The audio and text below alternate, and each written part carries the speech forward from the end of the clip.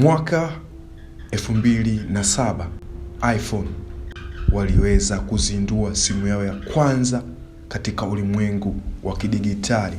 Simu ya kwanza ambayo ilitoka kwenye kampuni likimilikiwa na Steve Jobs na mwanzilishi mwenza Apple Inc. walizindua simu yao ya kwanza ya iPhone tarehe 9 Januari ya mwaka 2007. Watu walishangaa sana kwa sababu simu ya kwanza kuunganishwa na simu yenyewe, iPod na internet kwenye kifaa kimoja bila kutumia keyboard wala kitufe wala kitu kingine, kitu ambacho kilikuwa ni cha kushangaza. Yaani kila kitu kilikuwa ni touch screen. Kwa wakati huo kilionekana kama kitu cha uchawi. Na simu ya kwanza kuzinduliwa rasmi kwenye ulimwengu wa kidigitali ilikuwa ni tarehe 29 Juni ya mwaka huo 2007.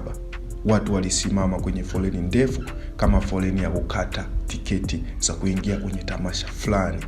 Mfano maarufu ni mtu aliyelala Apple Store nje kwa siku 2 ili awe wa kwanza tu kupata hiyo iPhone. Katika utayarishaji wa iPhone kwa wakati huo zilikuwa zikihusisha sehemu nyingi ambazo zilikuwa zinatumika katika uzalishaji wa vifaa mbalimbali vya simu ya iPhone, ambapo makampuni kama Foxconn nchini China, Sony kwa kamera, Samsung kwa baadhi ya skrini na tangu mwaka 2007 hadi leo iPhone imepitia safari ndefu sana ambayo imekuwa na mabadiliko kadha wa kadha, ikileta mabadiliko kwenye swala zima la utoaji wa simu, swala zima la ubadilishaji wa teknolojia kadha wa kadha kwenye ulimwengu wa simu.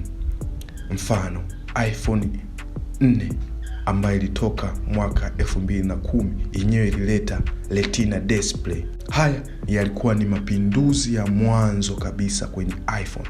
Napo mnamo mwaka 2012 iPhone walileta toleo la 5, yani iPhone 5. Ilibadilika umbo na kuwa katika mfumo wa light. Basi hayo yalikuwa ni mabadiliko madogo kutoka mwaka 2007 hadi 2012 walikuwa washatoa simu zao takriban 2. iPhone 6 ikafanya kuwa ni simu moja ya mapinduzi kwenye dunia ya teknolojia. Ikafanya skrini kuwa kubwa kama watu walivyotaka.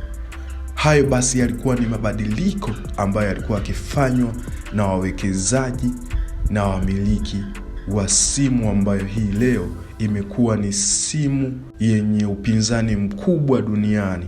Mnamo mwaka 2017 iPhone walileta matoleo mengine ambayo ilikuwa ni iPhone 8 ambayo yenyewe ilikuwa ina wireless charge na mwili wake wa kioo ya chini ya A11 wenye nguvu sana. Mfano wengi walipenda kutumia fast wireless charge kwa mara ya kwanza bila kutafuta charge ya wire kila wakati. Yaani hii ilikuwa ni kuweka tu. Mnamo mwaka huo 2017 iPhone X zilitolewa ambazo sasa ilikuwa ni kutumia Face ID na kuondoa kitufe cha home button. Yaani kile kitufe kilitolewa na ilikupa access sasa ya kuonyesha sura yako, kutoa udhibiti eti ufungue simu yako. Haya si maajabu. Hayo yalikuwa ni maajabu ya iPhone X. Napo mwaka 2020 iPhone walitoa iPhone 12 ambayo ilileta mapinduzi ya 5G. Yaani ukiweka bando lako tu ni dakika una download video, unafanya chochote. Basi hayo ndio yalikuwa mapinduzi ya iPhone 12. Mwaka 2023 iPhone walitoa toleo lao jingine ambalo lilikuwa ni iPhone 15.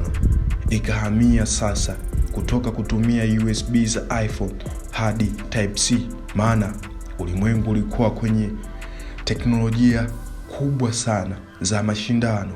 Kumbuka akishindana na wapinzani wake ambao ni Samsung na simu ya kuitwa vitu ambaye yenyewe ndiyo yenye thamani zaidi duniani.